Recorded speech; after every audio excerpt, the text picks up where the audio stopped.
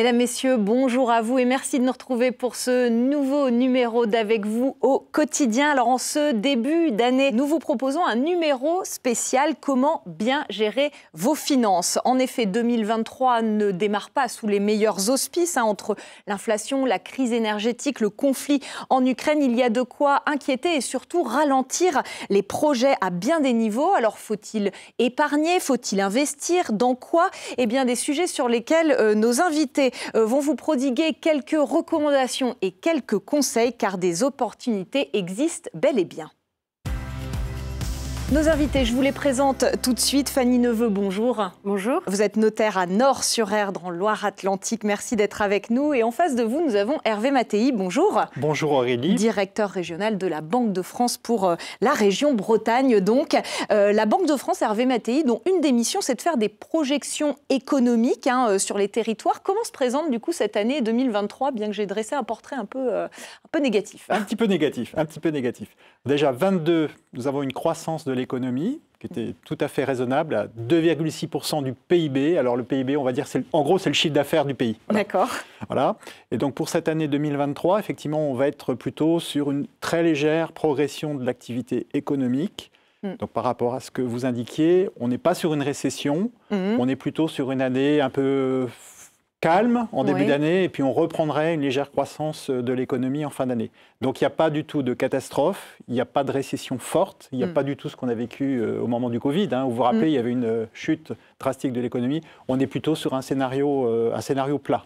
Vous n'avez pas de boule de cristal, alors comment vous les faites, ces préconisations? Qu'est-ce qui vous permet de dire que cette fin d'année, il y aura une légère reprise, par exemple, de la croissance? Voilà. Alors on a deux façons de faire nos prévisions.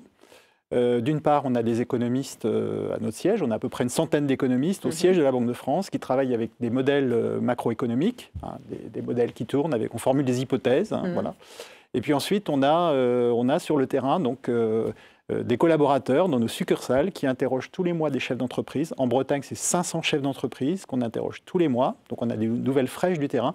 Et ça nous permet, avec une vue, je dirais, économétrique, des statistiques, des chiffres, et puis des remontées du terrain, avec ces remontées de chefs d'entreprise, d'élaborer ces prévisions économiques. D'accord. Donc des prévisions effectivement basées sur des remontées de terrain. Pour les particuliers, j'évoquais l'inflation. Selon l'INSEE, la hausse moyenne des prix de la consommation en 2022 s'élevait à un peu plus de 5% contre 1,6% en 2021. On voit quand même le gap est assez grand. Pour 2023, certains parlent même d'un choc inflationniste. Vous êtes d'accord avec cette... Alors effectivement, on s'attend à un pic de l'inflation au premier trimestre. Voilà. Et ensuite, on reviendrait sur une inflation rythme de 4% en fin d'année 2023. Et nos prévisions, et c'est notre mission en tant que Banque centrale, d'arriver à une inflation à horizon 24-25 de 2%. Ce qu'on considère comme la bonne température de l'économie, puisque si on a une inflation négative, les acteurs économiques pensent que les prix vont baisser et donc c'est un cercle vicieux, ça bloque tout. Voilà, donc il faut un peu de température, c'est comme la température du corps, 37,5, voilà, il faut un peu de température, mais pas trop, parce que s'il y en a trop, ce qui est le cas aujourd'hui, effectivement les décideurs économiques, les particuliers, les entreprises ont du mal à faire des prévisions, par exemple dans l'immobilier, parce que je crois qu'on va en parler aujourd'hui. Effectivement, comment fixer, pour un promoteur immobilier, comment fixer le prix d'un appartement qui va vendre dans 2 ans, qui va mettre en construction. Donc là, il ne sait pas. Il ne sait pas vu l'inflation. Manque de visibilité. Donc l'idée, c'est d'avoir effectivement un niveau général des prix qui est assez stable, mais qui n'est pas négatif. Voilà. Ces incertitudes, Fanny Neveu, elles laissent sans doute vos clients un peu perplexes, un peu dans l'expectative aussi peut-être. C'est quoi ce que vous constatez dans vos études? Il y a une certaine fébrilité aujourd'hui Oui, tout à fait. Alors ce manque de visibilité, forcément, ça génère, on va parler d'angoisse, mais plus de questionnements parmi nos clients. Qui s'interrogent, qui prennent un peu plus de temps dans le cadre de leurs différents investissements, placements. Donc, effectivement, on le perçoit bien, oui. Les notaires, vous êtes des spécialistes de la gestion de patrimoine. Chaque situation est différente, bien évidemment, mais globalement, quelle attitude adopter au vu de ce contexte? Est-ce que, par exemple, épargner, c'est peut-être le réflexe? Est-ce que c'est une bonne option? Alors, bien évidemment qu'épargner est un bon réflexe, c'est une très bonne solution. Encore faut-il pouvoir le faire, bien évidemment. Donc voilà, différentes solutions d'épargne, bien évidemment, qui s'ouvrent. Je pense que monsieur, vous allez en parler, que ce soit le livret A, les différentes assurances vie, ou encore également d'autres placements en type immobilier. Épargner, alors je dirais peut-être plus globalement anticiper tous ces placements en venant consulter les professionnels, et notamment les notaires, en amont de tout projet. On parlait effectivement de ces livret A, d'autres livrets aussi. On n'est pas obligé d'être très fortuné pour épargner, Hervé Mattei. Oui, alors il y a un outil qui n'est pas très bien connu du grand public. C'est l'occasion d'en parler. C'est le livret d'épargne populaire, LEP dans le jargon. Et c'est un livret qui est destiné effectivement à des personnes qui ont des faibles ressources. Alors je regardais avant l'émission, pour une personne, il ne faut pas gagner plus de 23 000 €, voilà, en fiscal, voilà. Mais le taux est très intéressant puisqu'il est de 6,1%. Donc vous voyez, par rapport à l'inflation qu'on situe à peu près à 6%, ça veut dire qu'effectivement on est à l'équilibre. Voilà. Et donc ça permet effectivement de protéger son épargne quand on n'a pas de revenus avec ce livret qui est d'ailleurs aussi défiscalisé. Donc c'est un outil extrêmement intéressant. Livret A, qui est un livret très bon placement. Livret de développement durable, c'est un taux qui a remonté. Donc c'est la Banque de France qui calcule ce taux. Quelque chose. Alors on calcule le taux, mais après on communique le résultat de ce calcul au ministre de l'économie et des finances, et c'est lui qui décide au final, quoi, voilà. Mais c'est nous qui calculons effectivement le taux. Alors c'est une moyenne c'est très compliqué, entre le taux d'inflation et les taux d'intérêt pratiqués donc en France. Voilà. Et c'est votre quotidien, la Banque de France, de calculer tout ça et voilà, on calcule beaucoup, effectivement. D'être au plus juste. Cette tendance à l'épargne, c'est un réflexe sain, mais est-ce que c'est bon pour l'économie ? Tout à fait. Alors peut-être un chiffre qu'on peut citer, c'est que le taux moyen d'épargne de Français, alors on parle d'épargne financière, là, on n'est pas dans l'épargne immobilière, c'est à peu près un peu plus de 16%. Voilà. D'accord. Donc pendant la période vous savez, de crise sanitaire, on est monté à 20%. Puisque effectivement, on a fait les écureuils. Comme on ne pouvait pas consommer, effectivement, on a épargné. Mais la moyenne, c'est 16%. Effectivement, c'est bon pour l'économie. Alors déjà, c'est bon pour les particuliers, parce qu'il faut toujours avoir un peu d'épargne de précaution. Et puis, c'est bon pour l'économie, parce que ça finance les entreprises, ça finance le logement, ça finance la vie économique.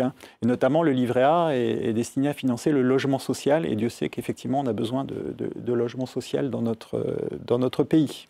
Vous avez parlé d'épargne financière, d'épargne immobilière. Justement, je me tourne vers vous, Fanny Neveu. On va en parler de cet immobilier. Les taux d'intérêt des livrets remontent. C'est aussi le cas des taux d'intérêt des crédits immobiliers. Est-ce que du coup, investir dans de la pierre, c'est toujours un investissement intéressant aujourd'hui ? Oui, alors c'est vrai, Aurélie, que les taux d'emprunt augmentent. Mais il reste des opportunités et il reste bon d'investir dans l'immobilier, que ce soit pour se constituer un patrimoine à transmettre ou encore du revenu pour l'avenir. Il est toujours bon d'investir dans l'immobilier et de se faire conseiller, dans tout du moins, par professionnel pour calculer un taux de rentabilité et bien évidemment voir ce projet qui s'étudie tout de même sur le long terme quand on parle d'une acquisition et d'un investissement immobilier. Oui. Vers quoi on peut se tourner ? Avec quel point d'attention ? Parce qu'il ne faut pas se mettre dans le rouge non plus. Alors non, oui, bon, bien sûr, attention au prix. C'est la première chose à laquelle il faut faire attention, bien sûr. Et puis ensuite, on peut se faire conseiller parce qu'il y a différents types d'investissements. On peut parler il y a des dispositifs fiscaux qui existent aujourd'hui en France. Il y a également de l'investissement en type meublé. Voilà, donc se faire conseiller, c'est le premier conseil qu'on peut donner. Qu'on peut donner, effectivement. On arrive vers une normalisation des taux d'intérêt. Hervé Mattei, qu'est-ce que ça veut dire exactement ? C'est vrai que les taux, ils remontent. On était bien content d'avoir des taux de crédit bas. Mais là, voilà, cette période-là est derrière nous. Bon, alors je vais essayer de faire simple, parce qu'après, on pourrait rentrer dans des choses un peu compliquées.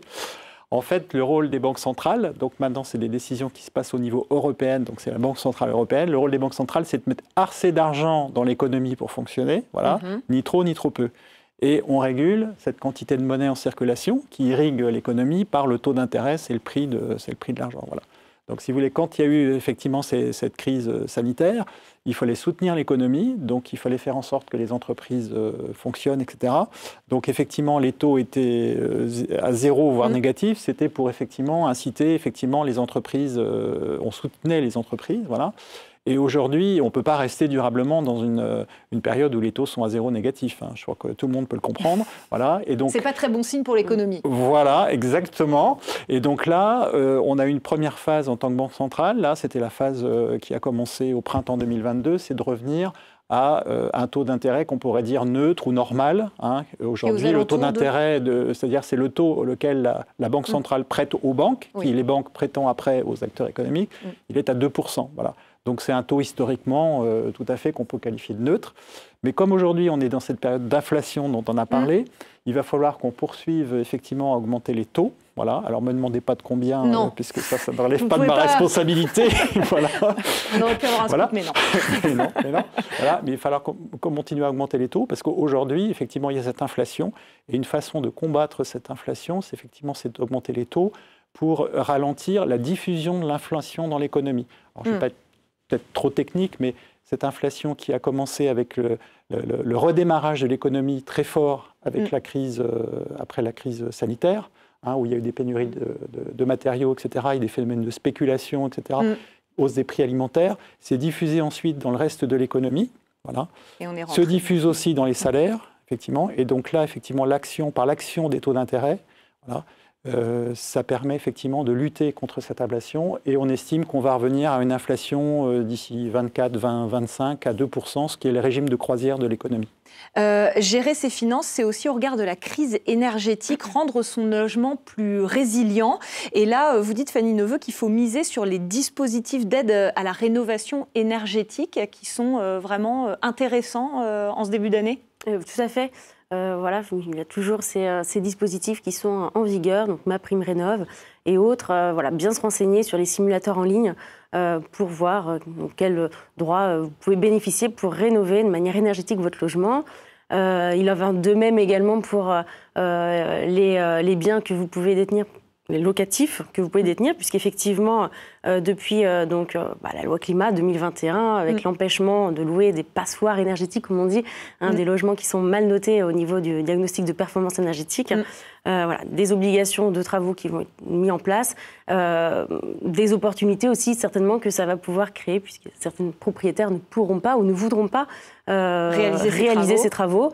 Et donc ça va faire revenir des biens sur le marché. Mettre en vente certains biens qui sera certainement intéressant de pouvoir acheter si tel est votre projet. Oui, donc voilà, vous disiez tout à l'heure, investir dans la pierre, qui crée des opportunités, bien évidemment. Et là, vous n'allez pas contredire Fanny Neveu, Hervé Mattei, parce que même du côté des entreprises, cette crise énergétique, elle est facteur d'opportunités. Bien sûr, puisque effectivement, les entreprises du bâtiment, et j'en rencontrais pas plus tard que hier soir, les entreprises du bâtiment, ça leur donnera beaucoup de travail, donc ça sera de l'emploi pour ces entreprises du bâtiment. Donc il y aura peut-être moins d'investissement sur certains secteurs, sur certains domaines, mais là c'est une opportunité pour ces entreprises de se développer, d'avoir l'activité économique. Donc je dirais dans toute crise, il y a des craintes et il y a des opportunités. Un autre sujet de ce début d'année, c'est la réforme des retraites, qui au-delà du mécontentement qu'elle suscite, un mécontentement assez massif, il faut le dire, elle fait réfléchir finalement à la façon dont on se projette pour nos années à venir. Vous dites que dans ce contexte, Fanny Neveu, il faut davantage encore anticiper. Alors c'est un mot que les notaires aiment bien, forcément. Mais à quel niveau on doit anticiper ? À quoi il faut penser ? Alors nous, on pense forcément à anticiper les transmissions. De son patrimoine. En fait l'idée, c'est plus on anticipe, plus on a de chances de pouvoir trouver la solution la plus optimale pour l'avenir. Donc forcément, anticiper pour pouvoir avoir un complément de revenu par exemple un revenu locatif, mais anticiper également des transmissions pour pouvoir payer moins d'impôts au moment de sa succession. Pensez à des investissements de famille, et tout ça, bien évidemment, s'anticipe et prenez rendez-vous chez votre notaire pour pouvoir en parler des 40-50 ans, c'est bien. Et c'est aussi l'opportunité là de dire qu'on peut aider ces enfants, les jeunes générations qui sont dans cette incertitude aussi. Comment on aide ces enfants très concrètement quand on en a les moyens ? Alors c'est sûr que dans ce contexte où les conditions d'accès à l'emprunt sont de plus en plus compliquées, on voit des clients qui viennent nous poser la question de savoir comment aider les enfants. Alors il y a bien évidemment les prêts familiaux et surtout les donations qui sont une façon de pouvoir aider et créer un apport pour les enfants. Donc tout cela, bien évidemment, sous conseil du professionnel, hein, parce qu'il y a quand même des conséquences civiles et fiscales à ne pas négliger. Donc, voilà. Qu'est-ce que, par exemple, si on veut donner à ses enfants, dans quelle mesure on peut donner sans que ce soit problématique? Alors c'est toujours fonction de ses revenus, ou enfin en fonction de ses moyens. Tout à fait, c'est très important effectivement de ne pas pouvoir se délester trop jeune non plus. Mais voilà, fiscalement, on dit qu'on peut donner jusqu'à 100 000 € sans payer d'impôt tous les 15 ans. Donc donner c'est de l'argent, mais aussi de l'immobilier. Voilà, il y a plein de façons de transmettre. Et, voilà. Et les Bretons sont plutôt généreux en la matière. C'est vrai que vous le disiez aussi, Hervé Mattei, la solidarité fonctionne bien en Bretagne. C'est un constat que vous faites à travers votre baromètre de l'inclusion financière. Qu'est-ce qu'il dit ce baromètre, et qu'est-ce qu'il il dit aussi de la situation financière des Bretons et des Bretonnes? Alors effectivement, tous les mois, nous sortons un baromètre de l'inclusion financière, qui est sur notre site Internet, et qu'on diffuse aussi dans la presse ou autre, qui s'est repris. Bon, le principal indicateur que je peux vous donner, c'est qu'en matière de surendettement, quand un ménage a des difficultés financières, dépose un dossier de surendettement, on va essayer de trouver une solution.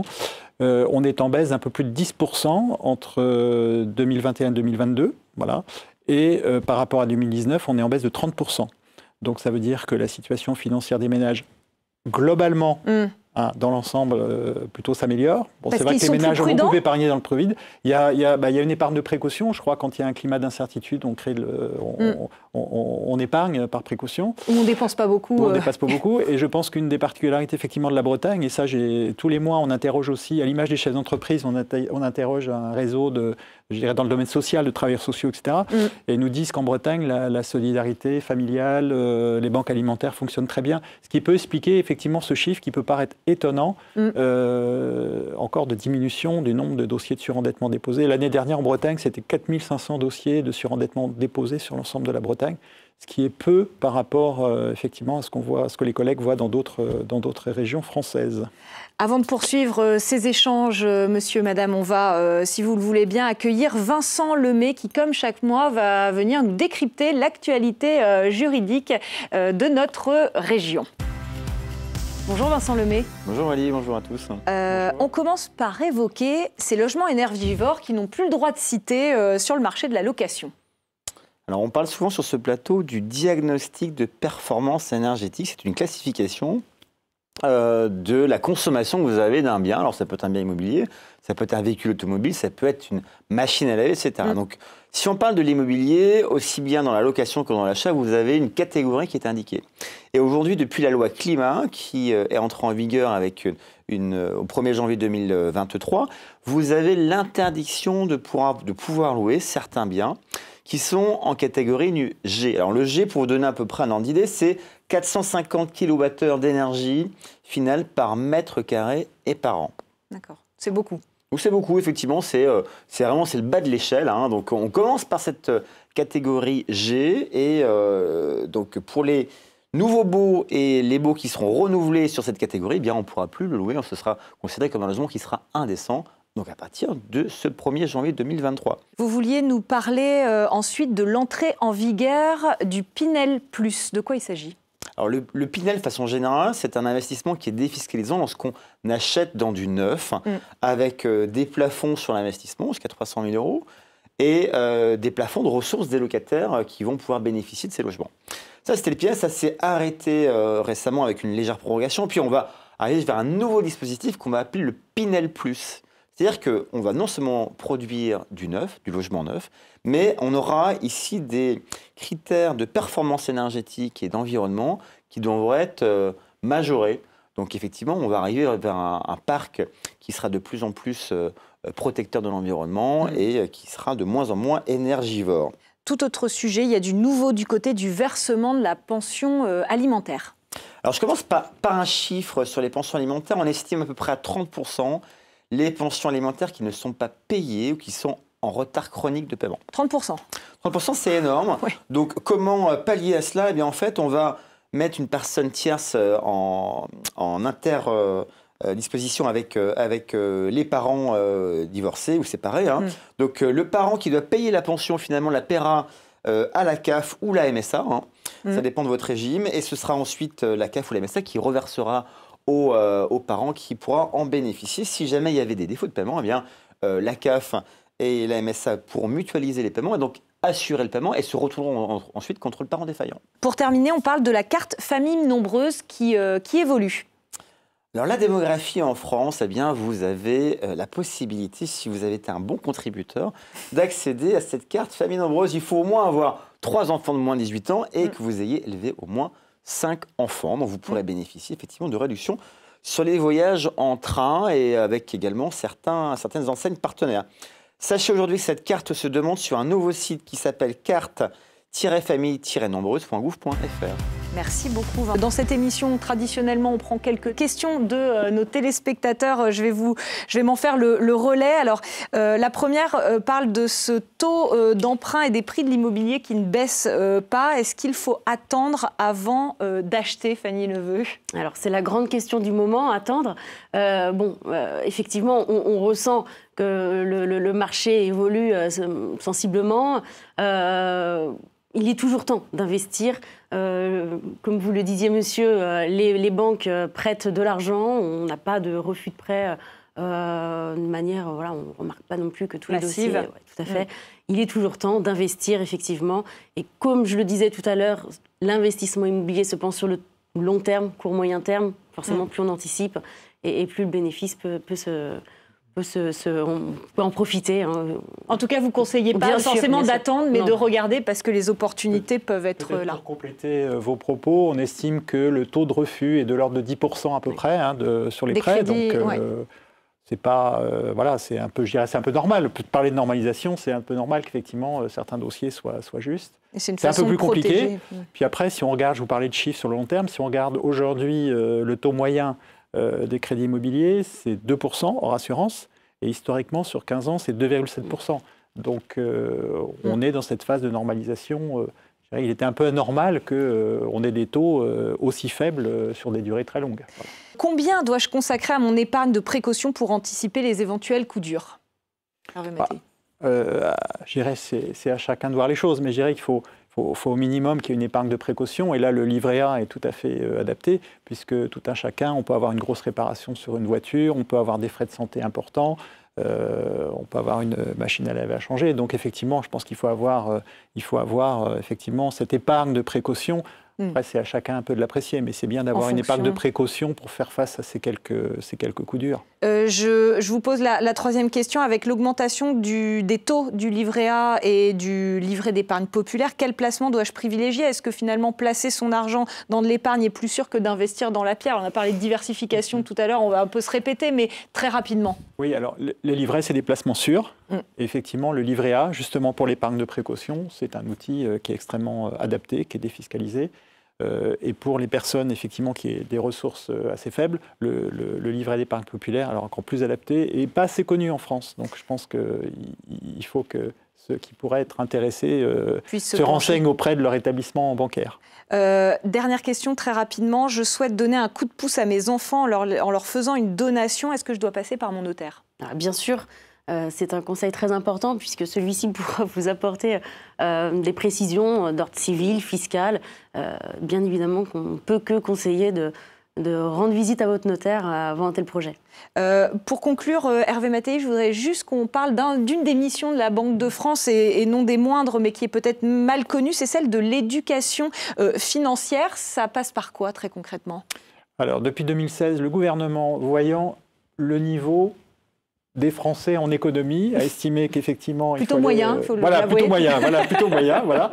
Et effectivement, nous avons fait cette mission de contribuer à hausser le niveau des Français en économie. Donc on a des missions d'éducation financière. Alors très concrètement, ça peut être des jeux qu'on propose à des jeunes, par exemple, pour les sensibiliser au budget, à la comptabilité, à la gestion d'un compte, voilà. Donc des jeux, les travailleurs sociaux aussi, pour prévenir le surendettement. Et alors, on a un site internet qui est très bien fait, qui s'appelle Mes questions d'argent. Et là, il est tout à fait en rapport avec notre émission, puisque vous avez des tas de rubriques sur Mes questions d'argent, et notamment sur l'épargne. Vous avez plein de rubriques sur les différents types d'épargne, les risques d'épargne, les arnaques. Vous avez plein de renseignements. Donc, je ne peux que vous inviter à consulter ce site. Merci beaucoup Hervé Mattei, merci Vincent Lemay et Fanny Neveu pour ces explications sur comment bien gérer ses finances à l'aube de l'année 2023. On se retrouve le mois prochain, on parlera cette fois de comment anticiper les aléas de la vie. On compte sur vous, d'ici là, portez-vous bien.